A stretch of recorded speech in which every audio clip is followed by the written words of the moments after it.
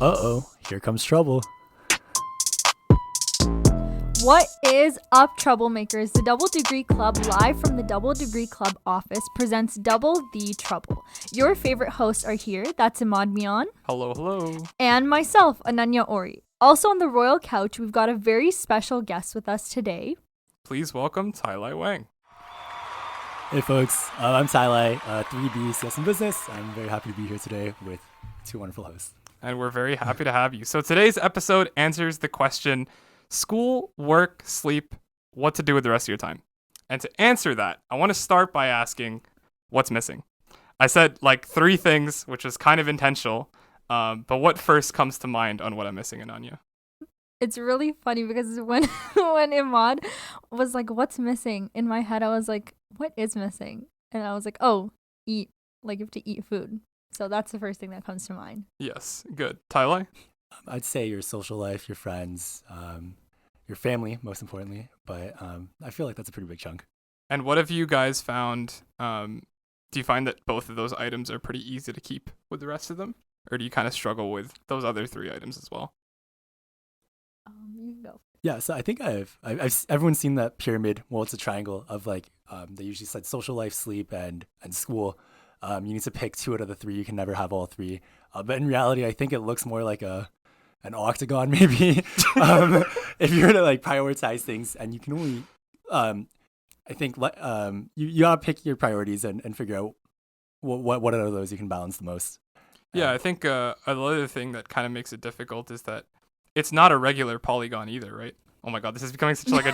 Well, you know, one funny thing about geometry is that all regular polygons have a bunch of right angles. No, okay, so I think it's interesting because we kind of assume that it's a polygon, but it's like, well, there's certain items that are like weighted more, and certain items that obviously take more time. I don't know how much you guys sleep. I'm not that big of a low sleep person. I enjoy the sleep when it comes.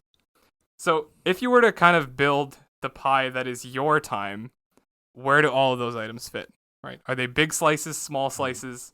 And maybe let's start with the school, work, sleep. Ananya, how do you fit those pie slices? Okay, so I feel like they do take up a bunch of my time. I would say, like, whenever I think of socializing, it's always like, oh, how can I do work while socializing, which is a really bad mindset. It's so bad. Like, literally yesterday I hung out with my friends, but in terms of like hanging out, it was literally like, let's sit together and let's figure out the CS questions, and then actually not be productive, but like make sure the laptop is open with like seashell open, so like you feel like you're actually doing something. Yeah, it's like the pseudo productivity where you're kind of just sitting there and you're like, no, we're doing work. Yeah. Like, we're in a LAS meeting room, so it's technically like you're doing something. Tailai, what about you? I think I used to have the mentality that, sleep is for the weak. I don't need to do anything about it. But the one thing I feel like we missed talking about this was your own physical health and physical and mental health. And I think that starts with a good night's sleep. If you're always grouchy from being tired, life kind of sucks. So I would say that my baseline for a good day is always at least like, a solid 6 hours of sleep. During midterms, maybe a bit less, but we'll see how it goes from there. How many all-nighters do you guys pull? Surprisingly, not that many. I think in the last couple of terms, only one. I found this really interesting because we did back in winter 2022, we did our double degree family feud, and we asked like 90 double degrees, how many all-nighters have you pulled? And the largest answer was 0. Because I think it's a lot more rare of a thing that people actually have to do. Partially because it's just like, if you've gotten to the point where you're doing an all-nighter, you've already messed something up a lot. Yeah, I was gonna say, I was like, if by 12 o'clock I don't know it, I'm going to sleep. Like, I don't care. Yeah, I don't know if you guys have you ever stayed up to like finish an assignment like all the way through? Like, oh, for sure. Yeah. 100%. It's actually surprising. I think I do that more often before the deadline than actually at the deadline. It'd be like I'd stay up super late one day and be like, oh, I'm almost there. Like, might as well just get it over with tonight. Yeah, and you're just sitting there, and it's like the Monday, the week before the assignment. Yeah, you're just like, something like that. Can finish it. Yeah, I think the spouts of productivity, or the spouts of like, well, it's like flow state 101, right? But the spouts of productivity that happen are super interesting because sometimes you'll just be like, oh no, I could just do everything in the next 7 hours. Yeah. And then you won't even move. And then you realize like at the end, like what life really means. So speaking of pie, even though this makes, now that I realize that this analogy doesn't make any sense, what flavor of pie have you always wanted to add to the slice? This is a multi-flavored pie. So there's like multi-slices. It's okay. Sometimes things work and sometimes they don't. But if there were flavors or activities that you wanted to do or aspects of your life that you wanted to add to your life pie, what are those things? Ooh, good question. I would say like there's been plenty of like hobbies and like, side projects that I wanted to pursue per se, and that I never really had the time for. And I feel like if I wasn't boggled down with like, the core commitments of like school, a decent social life and like sleep, I would love to do that. But there's only so much time in the day, and some things just are like, oh, next time. I like that you qualified decent social life. Yeah. Like what exactly qualifies? I don't know. Like you have peers and classmates that you want that have depended on you and that you depend on for like your sanity. Yeah. And then obviously like friends that go back a long time, a significant other maybe, and like they obviously have priority in your life over a lot of things. So it'd be nice to not forget about them, as you go about your day. Yeah, I think a big thing about it is that it's so easy to just think that you're actually socializing, but you're not really. Kind of speaking to your point earlier, where I feel like most of the time that I do that is socializing is just like, no, we just happen to be in the same room doing work. Yeah. That's not exact. We talk like every like 20 minutes being like, oh man, hate this assignment. Yeah. 10 out of 10 conversation. I do think multitasking, socializing with other things that are core to your day is like the best way to sort of balance out your octagon or whatever we're going to call it. Yeah. I think like, you join like a club or you do some sort of activity together. It checks off a box of like, oh, did I get my chill time in, but I also got my socializing time in. Or like I enjoy going to the gym with my roommate and we got time to bond over stuff and then also like exercise. So you multitask a little bit. If you can study with your friends, encourage it. But yeah, it's like two birds, one yeah. stone, or like 8 birds, 3 stones or something. Sure. Ananya, what about you? Flavor of pie. Adding on. I would say spending more time with my family. I realized like especially in the spring term, it's really hard to commute back and forth. Because I live in Brampton, so it's always like an hour and a half bus ride each way. And you're like, oh, on the bus, I will be productive. I'm going to hotspot my laptop and I'm going to sit there and do work. But that never happens. So it's like you're either wasting time in commute going to see your family, or you don't have time at all. And then you're kind of just like feeling guilty for like not being there for like those special moments. So definitely like seeing my family more. Yeah, I don't know if you guys have this same experience, but I've never been able to be productive on one of those like transit transport goes. I'm assuming if you're going back to Bramley, you take the 30 to Bramley. Yeah. Okay, yeah. Very familiar with that bus. Yeah. Or Yeah, the, it's like 20, a bus. or bus, the right? 25 on the weekend 25 to from square Square one. Yeah. I mean, the express bus is fast. Like, you can just quickly power nap and then forget about it. Yeah. Like, I've always been so envious of the people who will, like, so I commuted back in co-op in winter 2022 to Toronto, and I'd always be so envious of the people. Well, actually, I'm envious of 2 types of people. Number one, the people who can do work on that bus ride. I'm like, dude, it's like 8 a.m. How are you hard? And then the second thing is the people who can sleep but then get up exactly when their stop is. Oh, true. I've never understood I usually that skill. ride them end to end, so I just sleep. Oh, so you're just like, all right, whatever. They're gonna kick me out at some point anyway. I always found it really cool how there's always the people that know they have to get off at like Bloor, and they'll just wake up right before she says, "Now arriving at Bloor." Oh my god. Every time that I've tried to sleep on a train or bus, it's over. I end up in like Kitchener, which I guess is not a bad place to end up, but So I think one of the things I guess I can answer my own question because that's how conceited I am. But I think one of the things that a lot of people find themselves wanting to do is join clubs, which, of course, like there's many ways that is difficult to get into. And so I guess that's kind of a follow-up question that I have is, how do you find stuff to be involved with? I know both of you guys are pretty involved people. How did you find what you wanted to be involved with, and how have you found that experience? Yeah. So first, I figured out what I was lacking in terms of my like in school versus outside of school, like kind of, life. In school, so I'm in the CS BBA program. So it was very much like, math and CS only. So, and I'm a very creative person. So I love like marketing. I love graphic design. So that's something that I was lacking in school. So I sought experiences outside of school in like marketing clubs. So I'm a part of TAP. And obviously DDC. So in DDC, like this podcast or talk show, I guess. I always say It's not a podcast. It's not I a always say podcast. We podcast. promise you, everybody who's listening, it's not a podcast. It's not a podcast. I always say podcast.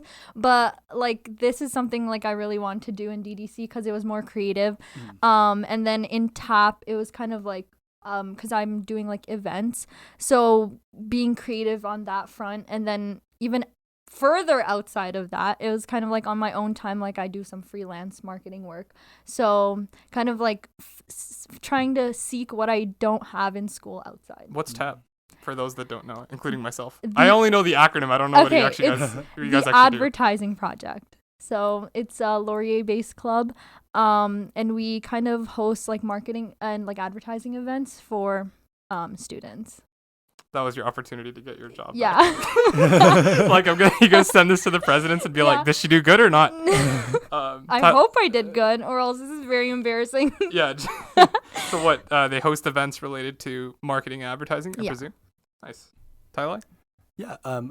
When I first got started with like getting involved with clubs at school, I think in first year I had there were a couple mentors that I really looked up to, and to be honest with you, like I felt I owed them a lot in terms of like, you know, how they mentored me in high school, how they taught me about, you know, my fields of study, like how I got interested in double degree. Like I really credit to them.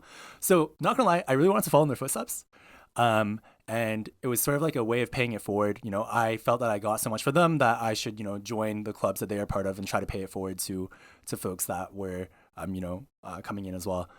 So for me right now, I'm currently involved with a hackathon. It's called Hack the North. It's Canada's, well, actually the world's biggest collegiate hackathon. We're running September 16th to 18th. Shameless plug right now. Do check out apply.hackthenorth.com. It's going to be a fun time. But yeah. They didn't pay us to say that. They didn't pay us to say that. Unfortunately. Unfortunately. But I think I picked things that I felt I was attached to. So for hackathons, I got into tech because I went to a hackathon in high school. Grade 9 me, met some really great mentors at a hackathon, and I got really sucked into it. And I felt it was important for me to pay it forward, so I wanted to give back. And then I'm also a TA for Business 111 at Laurier, a course that many first years, actually all first years in double degree have to take. Fortunately, they have. Fortunately, not unfortunately. Not unfortunately. Sorry, very fortunately, great course. But in Thanks, first Sophie. year, my TA, shout out to Ruby Tang if you're listening to this. She was an absolute game changer for a lot of my class, and I felt again obliged to try to be that person for incoming students. And it was a really fun time. So highly suggest TAing if you ever are interested in that kind of thing. How have you found the difference between hackathons in high school versus hackathons at this level? Yeah, good question. Great question. I think in high school it was a lot more intimate. And okay, there's like a hot. Okay, intimate as in like just smaller scale. Right. The first hackathon I went to had about 100 students. They were all high school kids. And there were actually about like 30, 40 mentors there, mostly like, you know, alumni who were in university or even some industry professionals. So you can imagine if you're like a grade 9 student who's never coded in their life, being able to talk to somebody who's had so much experience underneath their belts and like learned about technology, and having them talk to you directly about this entire field that you have no idea about, like you feel very attached to it. You're like, wow, someone so big and important is giving me this attention. And you can have a lot deeper impact, I think, on students. Whereas now at a collegiate level, I think a lot of hackathons have turned into, you know, more networking events. It's an opportunity for companies to meet students. It feels a lot more grindy. That's not to say it isn't bad, because there's still a lot of opportunity for great things, but it's more focused on like how grandiose it is, right? Yeah. Yeah. I think I actually share that similar experience going kind of from like high school case competitions to university level case competitions, was the corporatization of it in such a way that like there are people who legitimately want to hire you. I remember, so I did a case comp back in March called Battle on Bay. Shout out to Abby, Shaylon, and Sammy if you guys are watching. At Battle on Bay, there was a networking session, and usually I'm not the biggest go around to talk to people kind of guy at these kind of events, but someone came up to us, and we're just standing there like drinking, and someone comes up to us and goes, "Yeah, hi, I'm Julian from Morrison Park Advisors. I just wanted to have a conversation with you." I was like, what the heck? And he just goes on to like sell this boutique investment bank to us on like why we should work there and how great of an opportunity it is and how much everybody that's there loves it. And then at the end of it, he's like, yeah, just outside, we have the water bottles. You can take one home. I was like, I've never felt the reverse situation in my life. And I think that that's really interesting because there's so many events that are just like that. Like every other week, actually just yesterday, someone told me that there's an Axi version, like an Axi case comp, where a bunch of the insurance big league people show up to recruit. And I found that really interesting because now it's a whole different atmosphere of the kind of people that are there, because it's not only you just trying to build up your skills as a, analyst in whatever form, but you're also trying to get hired, which I think was not the same thing in high school. I'm assuming it wasn't the same thing in high school hackathons at all. You were getting like meta engineers, or Facebook back then engineers, to come up and ask if you should be recruited. So as far as finding stuff that you were involved with, especially coming into university, have you found that it's difficult, easier to get into things, harder to get into things? And how have you found the ability to manage that alongside of everything else? I would say definitely it is a bit more difficult to kind of get involved to in bigger positions in clubs, just because there's so many people, and being in a double degree program, you have access to so many clubs. So first of all, it's like, where do I dip my toes into? Like, I can't possibly do everything I want to do. So first, trying to compete with everyone else to get those same positions. But I feel like that's kind of like a double-edged sword, if that's the right analogy. Like, it's good and bad because it forces you to build up your skills before you're put in that position. It forces you to kind of work on yourself, do things outside of school and clubs, so that you can be better prepared to take on those positions. And what was the second part of the question? I barely even remember this. Oh, second part of the question. Managing the rest of that with the rest of your pie. Oh, okay. If you were to speak. So first, I would say definitely breaking it up into manageable pieces. Like, don't take on more than you can put on your plate. Oh my god, I'm being so bad with these analogies. Don't take on. There's pies, don't take plates, octagons. Don't take we'll too much stick to pie. pies. I like that more. Yeah. Okay, don't take too big of a slice of the pie than you can handle. There we go. So you might think yeah, I can handle 6 different clubs at once, but don't. It's not worth it, because you're gonna be half-assing. Wait, you can say that. We can swear on this podcast. Okay. Yeah, You can. Our audiences are not children, to my knowledge. You can you're gonna be half-assing all of the positions, and that's not something you want to do because it makes a bad impression. So take on things that you can do, and you're gonna do them well. And just, if you need help, always reach out. There's always people there to help you in your club. Also, I think that a lot of people, I mean, it's because it's generally discouraged, but you can quit. And sometimes there are times in which you have to be like, this is just not going to work. And it's actually beneficial for the other people, especially if you give notice and things like that, because then they have the opportunity to get someone else. Yep. Otherwise, they're just stuck with you kind of, as you said, half-assing it, where you're kind of not really there. Tailai, what about you? Yeah, I guess on the first note of how difficult it is to get involved compared to high school. So I think most students in this program were, pretty active in high school. They would have participated in sports, clubs, different competitions, so whatever it might be. But here in university, I think the first thing people realize is that a big chunk of your time is now dedicated towards school. School is really a 24/7 thing. And a lot of the deadlines for school, especially in first year, are considered more non-negotiable. You can't just skip stuff. It's highly encouraged that you actually submit everything and follow those deadlines. But yeah, after that, there is like Ananya said, there's a whole wide world of clubs, especially in double degree, across both schools that you can get involved with. And my biggest suggestion is figure out what you're interested in first, and then figure out what you like. So there's a difference. You might think something's cool, it's interesting, but would you actually enjoy doing it? Would you actually like it? And there's no way to tell until you actually dip your toes in. But I think the biggest lesson that I've learned is if you're doing something because you like it, you'll always find time and passion to do so. Well, the passion motivation might be a bit harder to come along at times, but it's a lot easier when you actually like something. Yeah. And then how exactly do you balance that? I would say, like I said, if you really like something, you want to be there, you'll always find time for it. Okay, I hate using this analogy, but for the pie, I'm going to keep on eating the pie if I like it.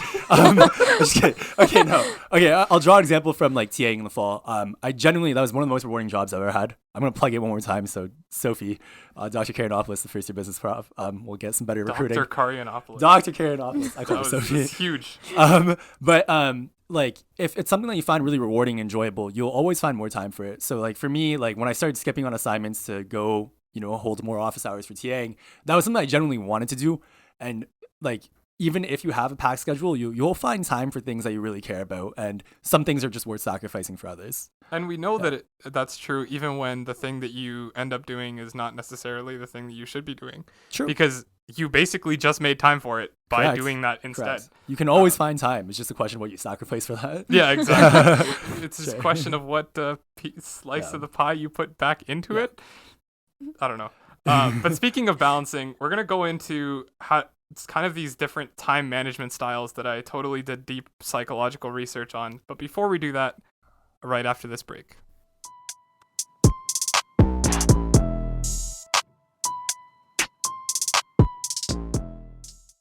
Hi, troublemakers. It's Claire.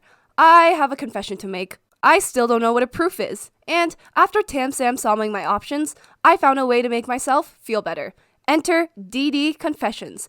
If you have a confession to make, check out our LinkTree at Double Degree Club and leave an anonymous confession for a chance to get featured on our page. Why'd you laugh at the clap? Now we're adding it in. Now it's going in. But welcome back after that amazing ad break brought to you by the Double Degree Club.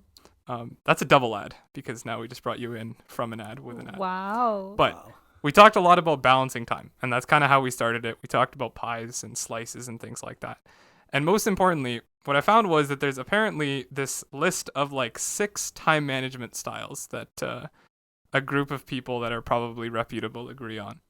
The 6 styles go as follows. Hopper, which is essentially someone who kind of enjoys going towards different things at a time. You're always looking to multitask, and you're always looking to move between tasks, right? So even if you're going to do something, you're going to do it for about like 20 to 30 minutes and then move on. You also have hyperfocus, where although you may not plan these things, you kind of wait for that moment, or you try and set up that moment where you can go into the flow state. You can hyperfocus on something and just get that thing done. The cliffhanger, which is someone who essentially says that they work best under pressure, and so therefore just create pressure in order to do it. That's your common do the assignment the day of kind of thing because I'll do it better or something like that. You also have what's called the big picture. Big picture is someone who likes to plan things. They spend more time planning than they do actually doing the thing that they plan to do. That's a bit of an exaggeration, but that's basically it. Sounds like every single Notion user. Okay, Okay, sorry. I love Notion. Great software. I have that exact same opinion towards everybody who uses Notion. It's just like, dude, you spend more time thinking about how to be productive than being productive. And if you're listening to this show, then you're doing exactly that.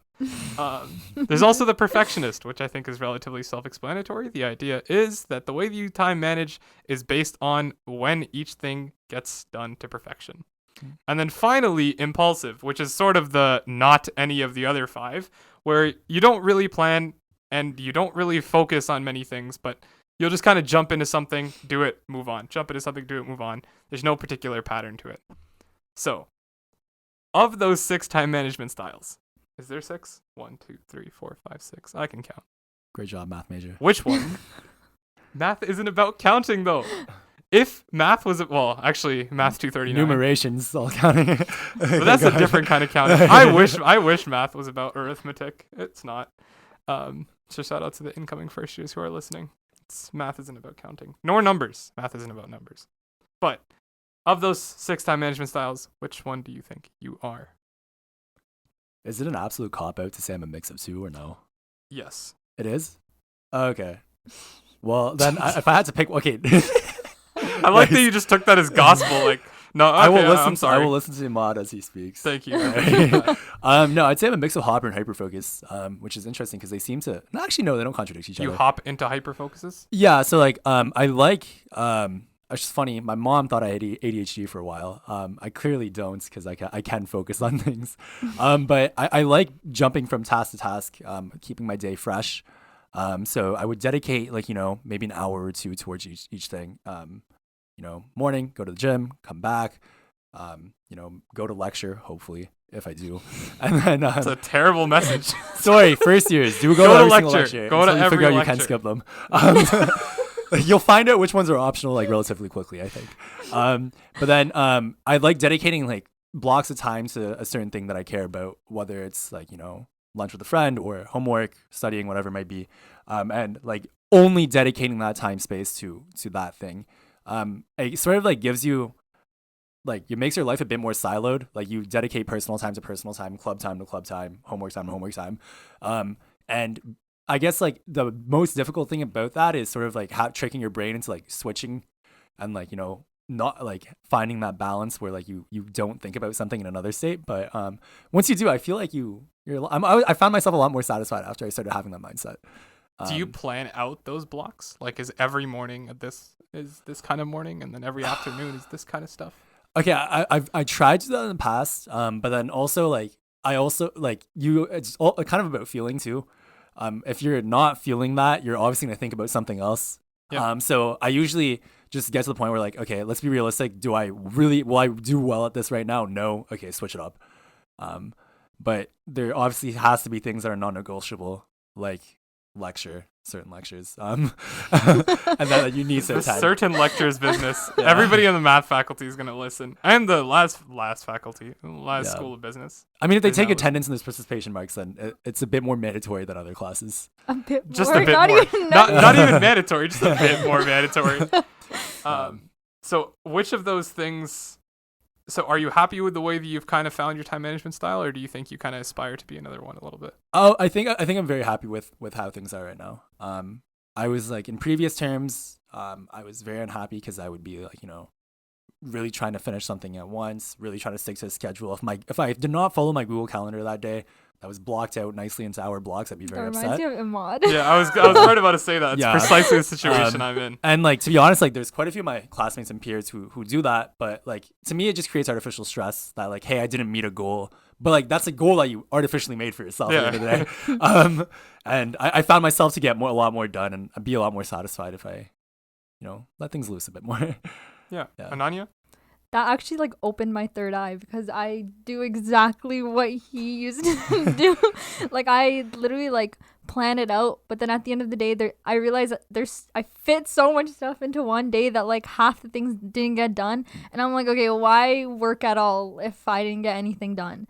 But I might actually take that style up now. So do you think right now you're kind of in that big picture area where you find yourself planning a lot more than Yeah, you're, so like I used to carry around like a physical like not calendar, Like a but like a planner. Nice. And every day, first I would write down like what to do on what day of the week, and then what do I need to do on a certain day leading up to that.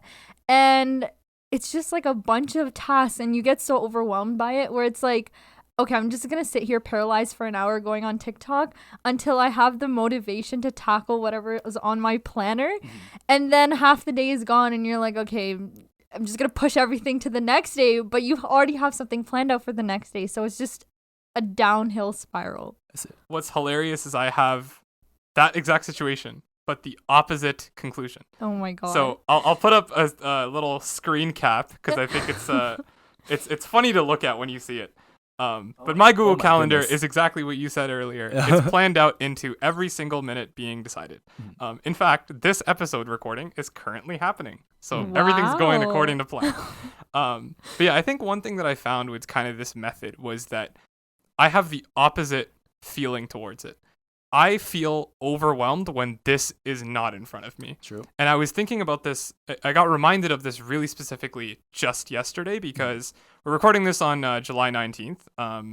I don't know if that's good to give away because then people are going to be like, oh man, it takes them like a week to like get these things out. Okay, it's hard work. Okay. It's hard work. It is. Shout out but to the hosts. I was thinking about, I was kind of planning out my weeks for exams, and maybe I'll put the screen cap on because you guys are seeing it, but these guys aren't.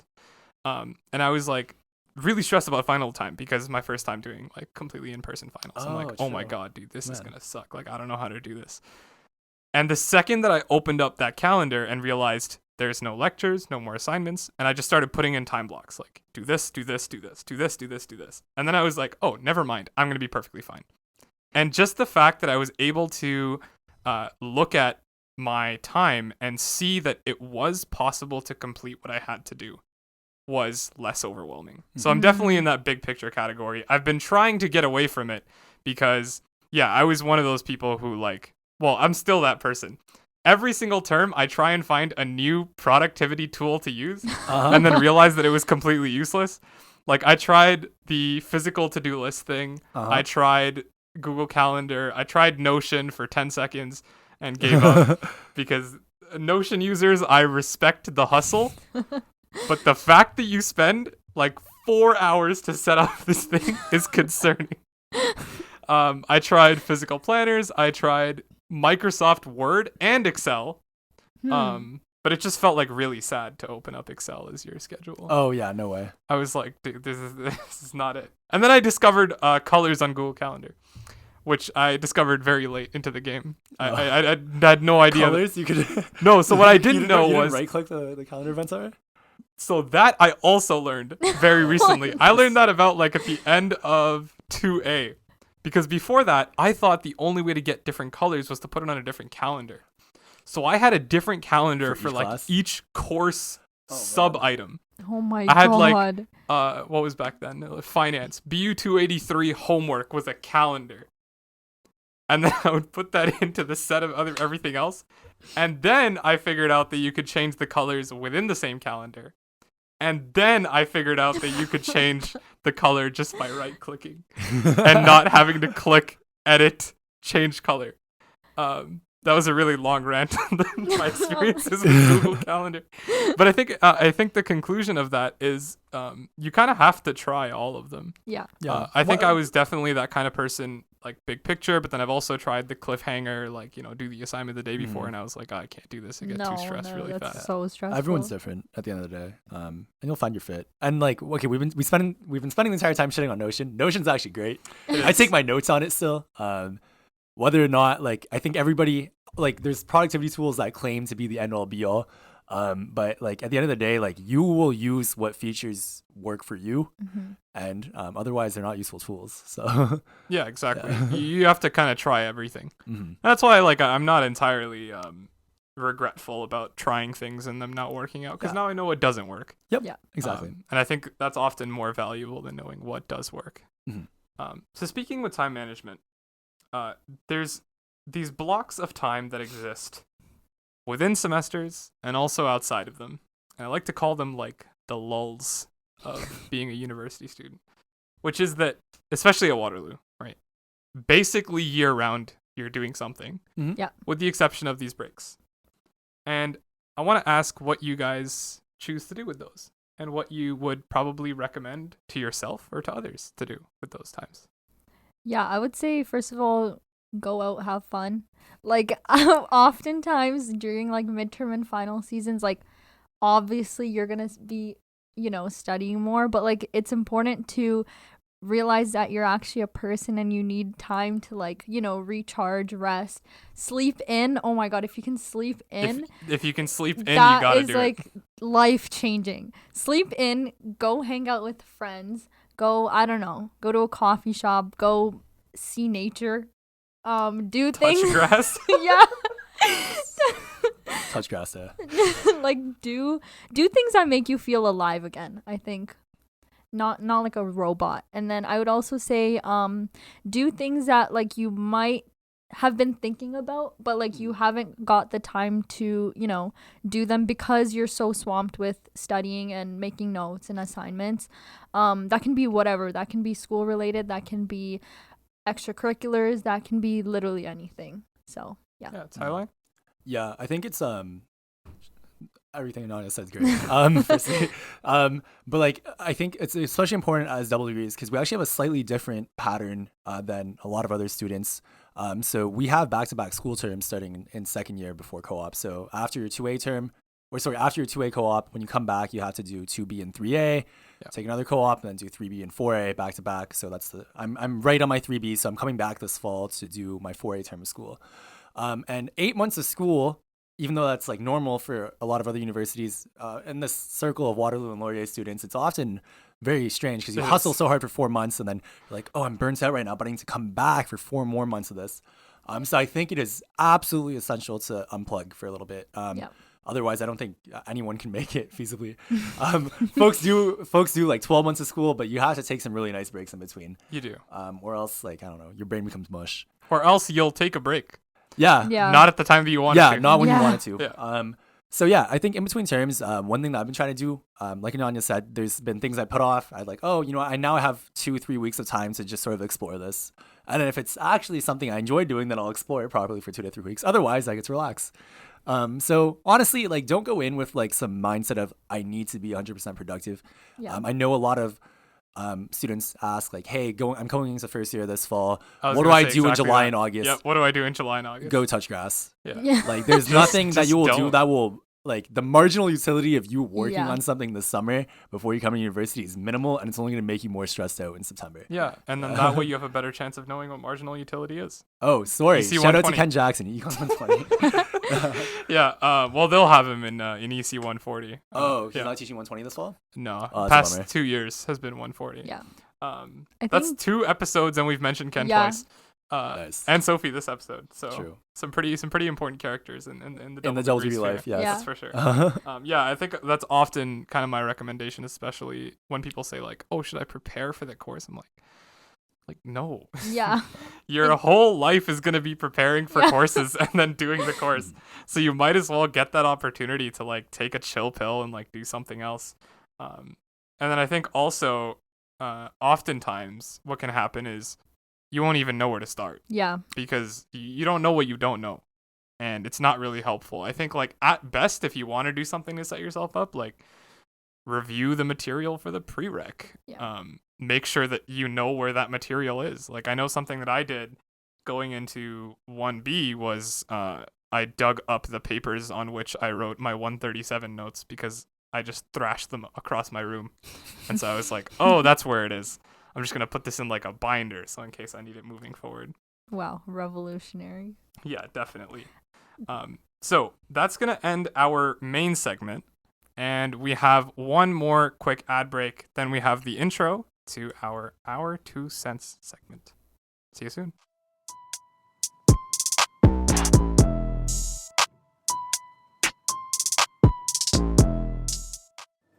So your total comes out to 198.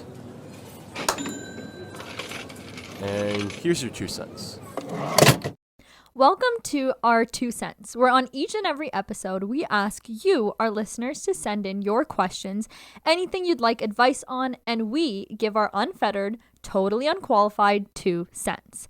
On this episode, we have a very special question from Anonymous, and they ask, does 1A and 1B prepare you for co-op, and how can you land a co-op without experience? So, Imaad, would you like to start? It's a tough one to say because it's very hard to delineate what did 1A and 1B teach me versus, I don't know, anything else in life. I think in large part, what 1A and 1B do teach you, and if you're a Waterloo-based student, then you're recruiting pretty much in 1B. So what it teaches you is how to manage that recruiting and how to manage conflicting priorities. Because I don't know about you guys, but personally, I didn't think I had too much of an issue with that previously in high school. But I think definitely, I think definitely when it came to university, I started having to be able to do that a lot more. And I found mostly, especially when I came into my second co-op, there are situations where you have that many different priorities or people that are asking you for things at different times and everything is urgent. And so you actually have to be able to balance your time and work with that. So I think 1A, 1B does help you with that. And as far as landing a co-op with no experience, I don't know if Tailai, you have a good answer to that question right off the top of your head, because I don't. You'd be surprised at how many companies are willing to take a risk and a chance on a first-year student. It's very true. So from, I guess, for the first years coming in right now, most of these companies have your co-op salaries very much subsidized by the Canadian government and through either tax kickbacks or through grants.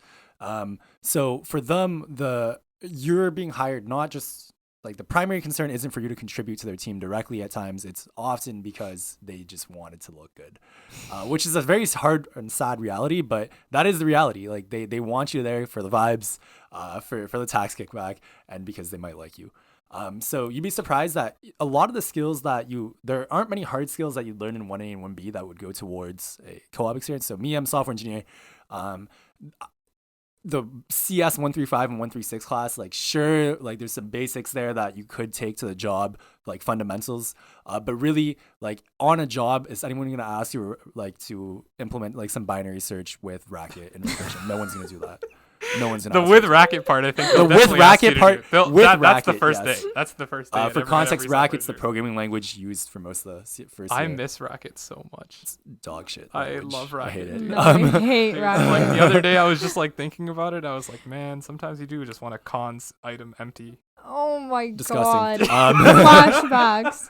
Okay, but yeah, but I think the skills that you learn from your experiences outside of class are definitely going to carry you over. So, okay, I'm going to keep on hyping up hackathons. But like Imaad said, you're in university now, and there are people who genuinely want to talk to students to hire them for the benefit of their own firm, for their own corporation, whatever it might be. And if you go to some of these events, not too many, like just to check things out, dip your toes in, you'll be surprised at, what skills they're looking for, what type of people they want to hire. And through that, there's a good chance that might align with what you're doing in and outside of school. So actually my first job was at Questrade Financial Group. It's like stock trading platform. I only got it because I was able to talk about, options and bonds and stuff that we learned in finance class through the finance section of B111. And I was like, oh yeah, I'm interested in seeing the intersection of finance and tech or something. But like, yeah, you'd be surprised at how many people would be interested in the fit that you bring to their team and to their organization. But yeah, that's like, I think the most valuable things learned outside of school, not like in class.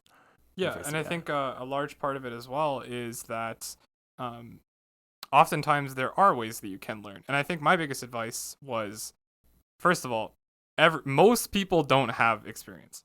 Like, as much as you may think otherwise, because, there's kind of that voluntary response bias where you'll only hear the extremes of people who have like, I don't know, they solved world hunger like yesterday. And the best part is they'll end up getting like the same job as you, as someone who hasn't solved the world hunger, presumably. And what I think was really interesting for me was that just talk to people, because everyone else who's older than you has also done it in some way or another. And so they'll have some level of insight on how you can do it yourself. And also, not to mention, there's a lot of resources for you to be able to ramp up on the hard skills that you may not have. I know I'm coming from like more of a like finance, business-ish background within co-op. And what I found was that, yeah, it was definitely easy for me to be able to talk to upper years, figure out what I need to know to get this job. And I remember I asked my first co-op supervisor at the end of term, I was like, I've never taken a finance course, right? And he's like, wait, what? It's like, yeah, nope, no finance, no accounting, never done it. It's like, how? I'm like, you asked me questions in the interview and I was able to give the answer. Because the fact of the matter is that there's only a certain number of interview questions that they could possibly ask you. And you can definitely learn that on your own. And so once you learn it, you basically have the hard skills to be able to do the job. And then the rest is, whether or not you do need experience and your soft skills. And I found that there are so many people that are willing to help you. Mm-hmm. Yeah. So Agreed. many. I mean, I think I speak for most, I guess now I'm in upper year, which is crazy to think about. But I think I speak for most upper years, which like, if someone were to come up to me and say, how do I get that job? I'd be like, of course, I'll tell you exactly how to try and get that job. Can't guarantee it, but I can give you my best guess as to how to do it. Like, especially within finance, you have like LIFA at Laurier, you have UWFA here at Waterloo, UW Pharmsa. I pointed because that's where their office is. You have Prism Resources. You have so many options for you to learn exactly what you need to learn to be able to at least pass the technical side. I don't know if that's the same case for tech, but it definitely is for finance. It definitely is. Imaad, I actually wanted to point out a really great point of yours. You said everybody, let's face it, not like pretty much everybody doesn't have that much experience that's relevant to a job coming to first year. And that is, I think you hit it right on the nail there. I think first year is the ultimate equalizer for a lot of students. Like everybody comes in here, you're used to being the top dog in high school, and you come here and you're a lot of people have egos, and first year will sit your ass down and make you humble. Why? Because everybody's going through the same thing. You guys all had to go through the same difficulties to get into this school, and you'll have to work equally as hard to get out. Well, like you'll have to work hard to get out of here, and succeed. So you'd be astonished at how, people are like, oh, I have such high expectations, and oh, I'm gonna get like 20 interviews my first recruiting cycle. Sure, there's maybe like 2 or 3 people in your entire year who can pull that off. Like, oh, like the classic tech bro example was like, I'm gonna Google in first year or something. I don't know what it might be, but like there are very few students on the planet who have the necessary experience and knowledge to pull that off.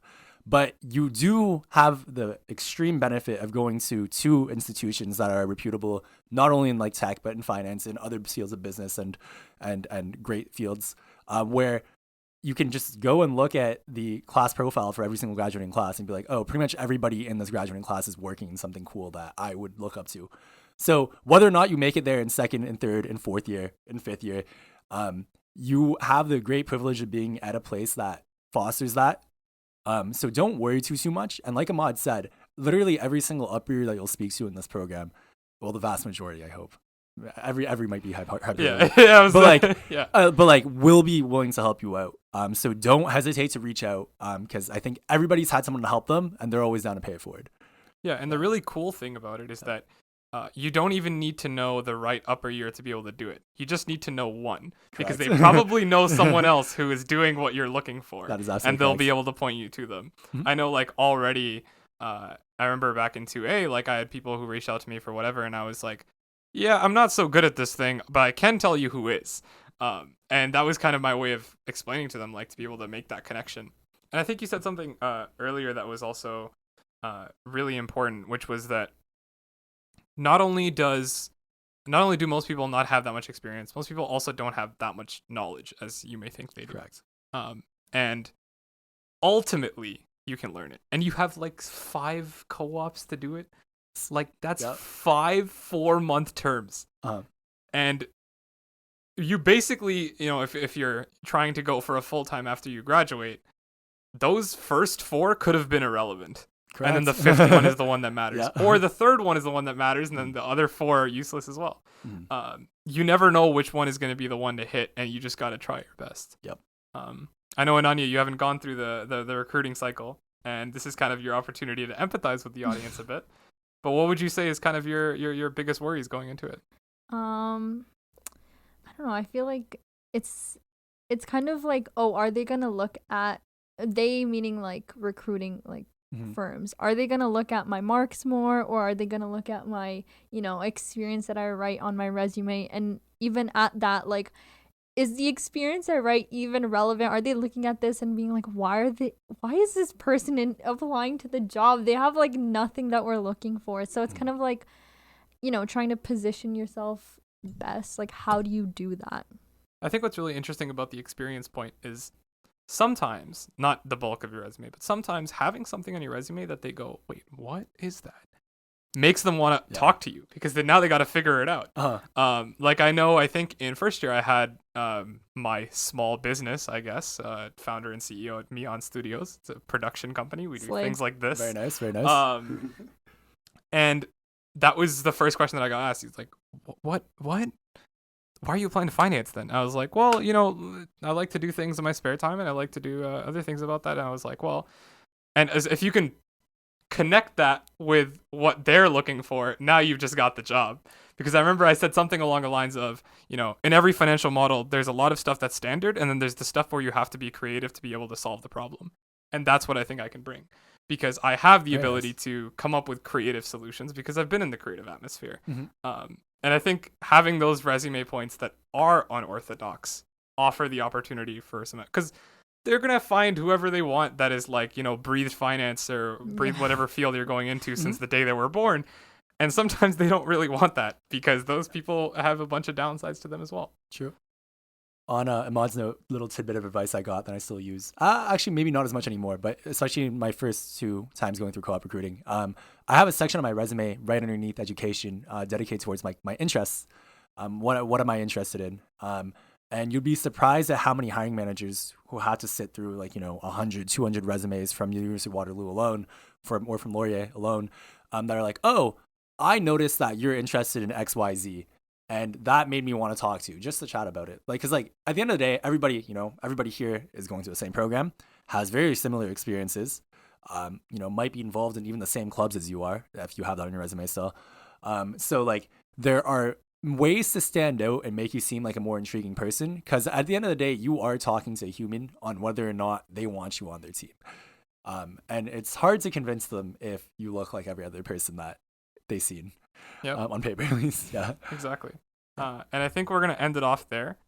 Tailai, thank you so much for coming. Thank you for having me. And as always, before we wrap it up, we're gonna do one last little ad break. So we'll send you off there, but that's the rest of the show. See you guys next episode.